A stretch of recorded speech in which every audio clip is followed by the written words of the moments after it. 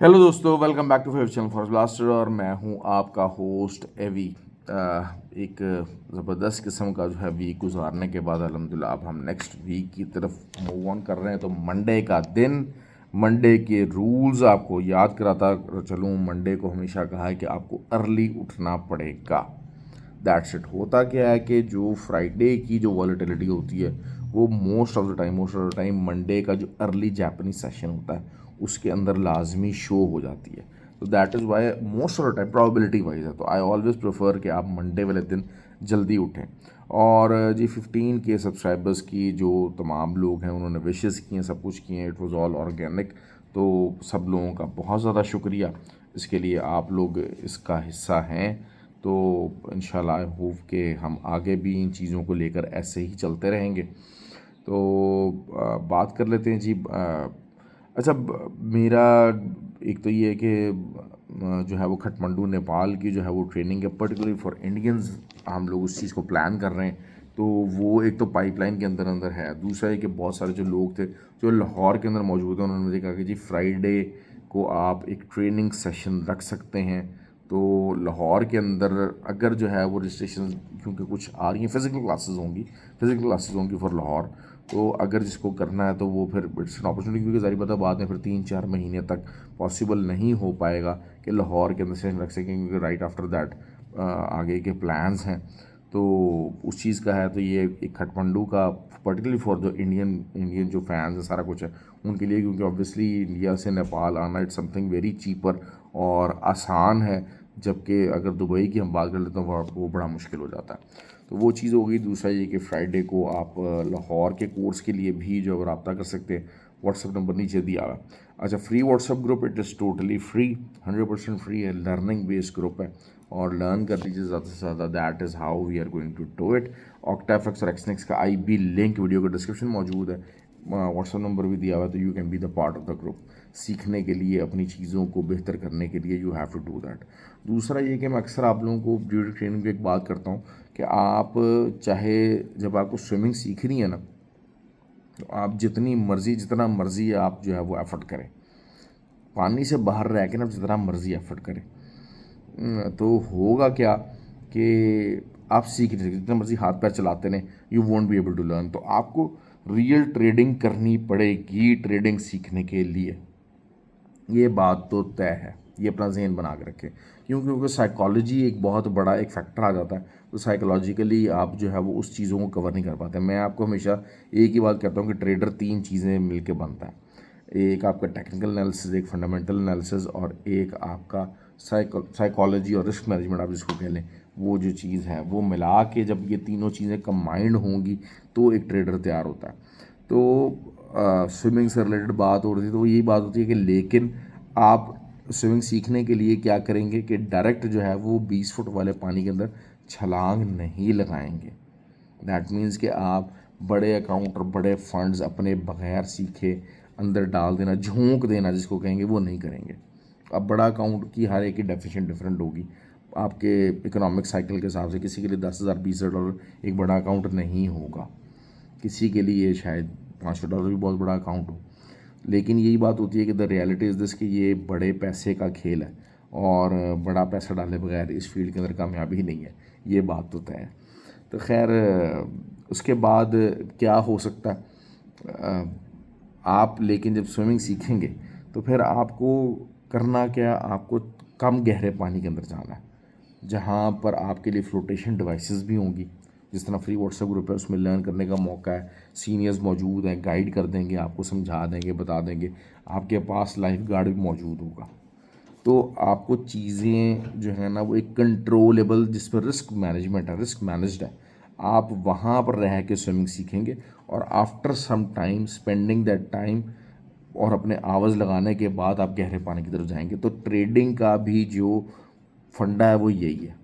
Trading का भी फंडा यही है कि आपको ट्रेड करनी है, सीखते रहना। और free WhatsApp group it's a golden opportunity. जिन लोगों को बार उससे एतराज़ हो सकता है, उसको और मामला हो सकते हैं, मैं बता दूं बात, they are all going to lose, they are all going to be the losers. खाली सिग्नल्स के पीछे भागना करना, दैट आप जब तक खुद नहीं तैरेंगे ना, जब तक आप खुद तैरना नहीं सीखेंगे, there is no sea, there is no सी।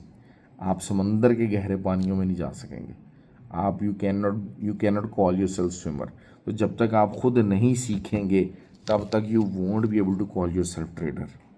ठीक हो गया। तो खैर अब मंडे की बात कर लेते हैं। मंडे जी गोल्ड वही एक टाइट रेंज चल रही है, और उस रेंज में बेसिकली क्या हो रहा है कि ऊपर से भी अब H4 के अगर हम देख लेते हैं, स्टार्ट देख लेते हैं, तो लोअर लोज बन रहे हैं, लेकिन अभी जो लास्ट है वो जो क्लोजिंग आई है वो भी जो है वो हायर लो बना हुआ है। तो इस चीज़ को देखते हुए तो यही चीज़ नज़र आ रही है कि शायद जो है ना, अनलेस अनटिल के it has to break downward, it has to break downward. लेकिन 2516, 2512 से 2516 ये एक अच्छा, ये बहुत अच्छा एक एरिया हो सकता है सेलिंग वाला। आई डाउट इट कि वहाँ मार्केट जाए मतलब आपके, लेकिन एसएल्स आइडियली इससे ऊपर होने चाहिए, आइडियली इससे ऊपर एसएल होने चाहिए। अगर 2505-6 मिल जाता आपको तो that could be a very good area to sell tomorrow. ठीक हो गया। और नीचे से वही बात है कि 72 आपकी पहली सपोर्ट रहेगी, लंबा टारगेट बता रहा हूँ। और उसके बाद अगर वहाँ से ब्रेक होता है, लेकिन आई डोंट थिंक सो कल ब्रेक होना चाहिए, लेकिन अगर ब्रेक हो जाता है तो फिर आपके पास 24-49 का एरिया है, क्योंकि वही बात है कि 2-3 दफ़ा रीटेस्ट उसको हो चुका है। लेकिन जो एक होना चाहिए ना, एक वीक क्लोजिंग क्या होती है, एक वीक क्लोजिंग ये होती है कि जी लो लगा और वहीं लो के आसपास ही जो है वो क्लोजिंग हो गई, तो वो चीज़ नहीं है। तो हम एक H4 टाइम फ्रेम के अंदर शायद एक सिमेट्रिकल ट्रायंगल की तरफ एंटर हो सकते हैं, और 2-4 दिन बाद हम उस सिमेट्रिकल ट्रायंगल के ब्रेकआउट की बात भी कर सकते हैं। जिन लोगों ने कोर्स किया हुआ है मेरे से, जिन लोगों ने ट्रेनिंग की है, वो अच्छे तरीके से समझ सकते हैं। वो लोग मुझे फरमाइश करते हैं और सर चार्ट लगा दें, और यार खुदा का वास्ता ये चीज़ें आपको खुद समझ आ जानी चाहिए।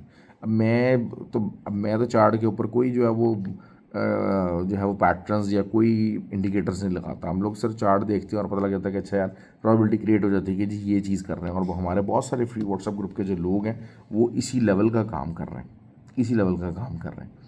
तो खैर उसके बाद इसी तरह ही हम सिल्वर की बात कर रहे थे। Silver is severely bearish actually, अपनी सपोर्ट के ऊपर तो है, क्लोजिंग अपनी सपोर्ट के ऊपर तो है, लेकिन यही फ़र्क मैं बता रहा था आपको कि 2472 गोल्ड का लो लगा है, तो उस लो के आसपास क्लोजिंग नहीं है। लेकिन सिल्वर का जो लो लगा है फ्राइडे का, बिल्कुल उसके आसपास ही क्लोजिंग है।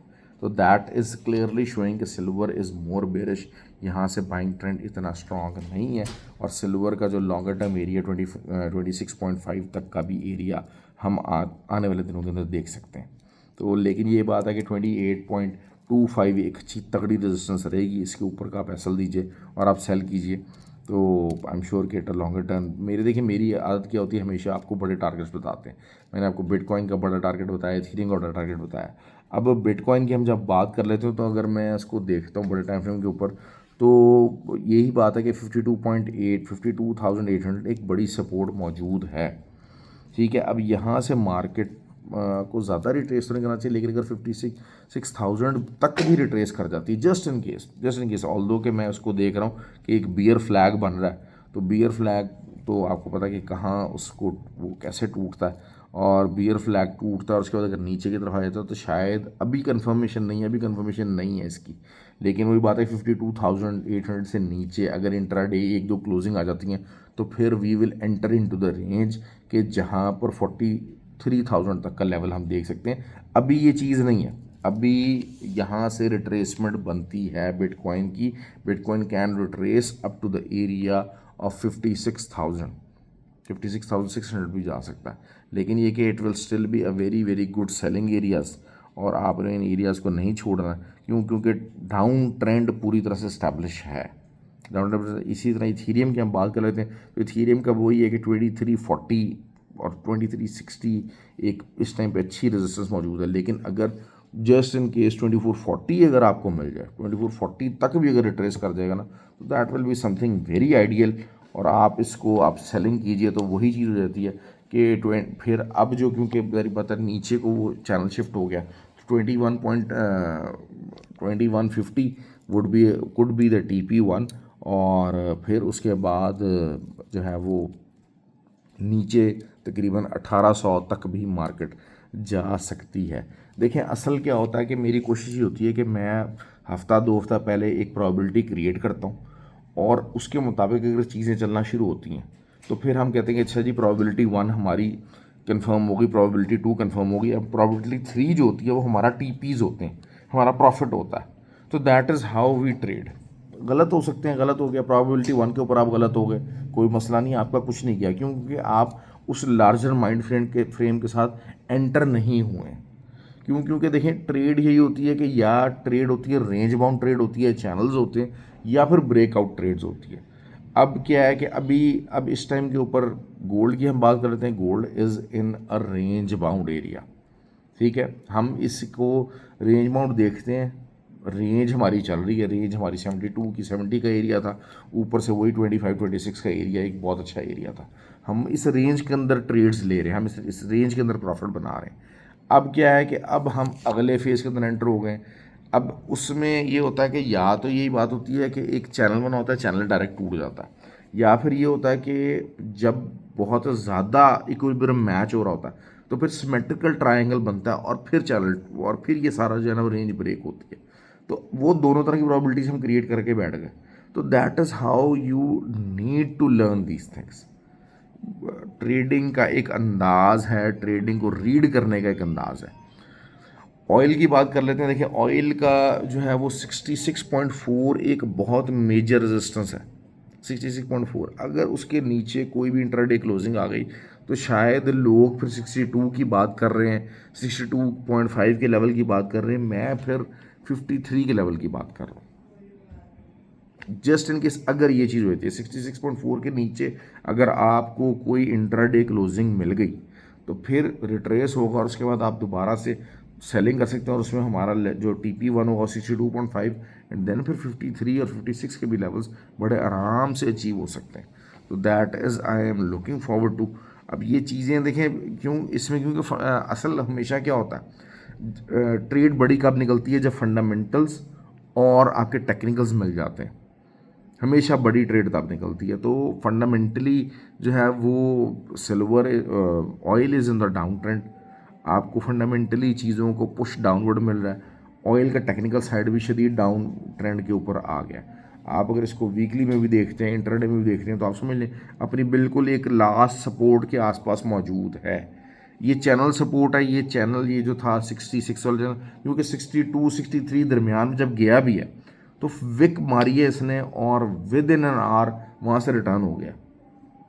कोई भी प्रॉपर कैंडल इस चैनल के नीचे क्लोजिंग नहीं दी है अच्छे बड़े टाइम फ्रेम की। तो लेकिन अगर वही बात है कि अब ये चांस बहुत ज़्यादा बन गया है कि इस चीज़ का यहाँ से, लेकिन होता क्या है, होता ये है कि आप लोग जल्दबाजी कर जाते हैं। अब जल्दबाजी क्या, हम कहते हैं कि जी जैसे अगर 66 के नीचे क्लोजिंग दे देता है हम वहीं से एंट्री नहीं लेंगे। We always need to wait a proper time कि ये मार्केट रिट्रेस करे और फिर हम दोबारा से ऊपर से सेलिंग एंट्री लें।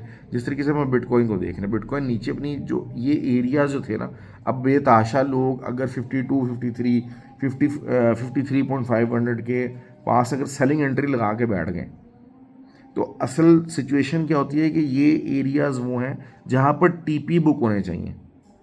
समझे इस चीज़ को, यहाँ पर TP बुक होनी चाहिए, यहाँ पर नई एंट्रीज नहीं डलती।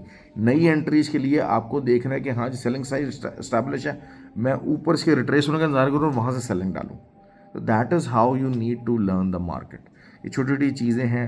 नैस्डैक की बात कर लेते हैं। नैस्डैक मैंने आपको क्लियर बोला हुआ है 17,400 का लेवल आएगा ही आएगा, और it's a good run actually. और अगर तो मार्केट बहुत ज़्यादा रिट्रेस करने के चांसेस नहीं हैं, लेकिन अगर रिट्रेस कर जाती है तो that will be something very good. और अगर कोई ऊपर से बैठा हुआ है सेलिंग के अंदर 19,000 के लेवल से बैठा हुआ है, 19,100 के लेवल से बैठा हुआ भाई, उसको वो होल्ड करे। मार्केट आने वाले दिनों के अंदर पटाखा, थोड़ा सा लंबा हो जाता है टाइम, थोड़ा सा लंबा टाइम फ्रेम की बात कर लेते हैं लंबे, क्योंकि देखें आप लोगों का मसला क्या होता है कि आप लोग ट्रेड्स को होल्ड नहीं कर पाते, you are unable to hold that. तो होल्डिंग के लिए मैं गाइड कर रहा होता हूँ आपको, हमेशा TPs बड़े लाजमी बता रहा होता हूँ, बड़ा सिनेरियो लाजमी बता रहा होता हूँ। मार्केट गलत आपको कभी भी साबित कर सकती है, इट डजेंट मैटर, लेकिन आपको बड़े सिनेरियोज़ की तरफ देखना है ताकि आपके बड़े TPs हिट हों। ये जो वही चीज़ है, मैं बार बार अक्सर कहता हूँ, लोग कहते हैं कि जी आप ना किया करें, लेकिन I have to guide the people कि चीनी मिनी ग्रुप जो है ना 30-40 पिप्स का TP1 और 80 पिप्स का SL, इस चीज़ों को, इन ग्रुप्स को, सिग्नल ग्रुप्स को अवॉइड कर दे भाई। अपनी ट्रेडिंग जर्नी को बेहतर करना है तो इन चीज़ों को अपने उसमें से ख़त्म कर दें। That is the only way you have to do. चलें जी, ख्याल करें, और आई होप कि वीडियो आपको पसंद आई। काफ़ी डिटेल में चीज़ें समझाने की कोशिश की हैं। वीडियो को लाइक किया करें, शेयर किया करें, ताकि ज़्यादा से ज़्यादा लोगों को बेनिफिट हो सके यार। Thank you very much.